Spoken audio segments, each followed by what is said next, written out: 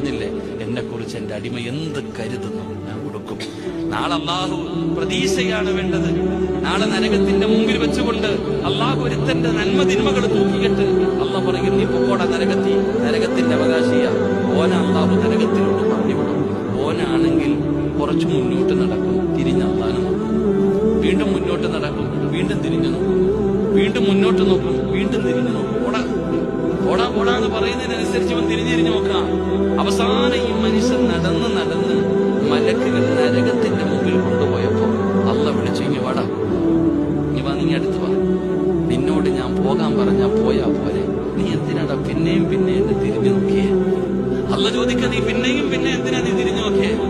അല്ല പഠിച്ചാനെ, അള്ളാഹുവേ, നിന്റെ അടിമ കരയുന്നത് നിനക്ക് ഇഷ്ടമല്ല. അള്ളാഹ്, ഞാൻ ദുനിയാവിൽ പഠിച്ചിട്ടുണ്ട്, അള്ളാഹുവേ, നിന്റെ അടിമ കരയുന്നത് നിനക്ക് ഇഷ്ടമല്ല. നിന്റെ അടിമയോട് നിനക്ക് വല്ലാത്ത സ്നേഹമാണ്, നീ കരുണയുള്ളവന്. പടച്ചവനെ, ഞാനിങ്ങനെ നിന്റെ മുഖത്തേക്ക് കരഞ്ഞുകൊണ്ട് നോക്കുമ്പോ എന്റെ സങ്കടം കണ്ടിട്ട് കേറി പോടാ എന്ന് പറഞ്ഞേക്കുമോ എന്ന് വിചാരിച്ചത് നോക്കിയതാണ്.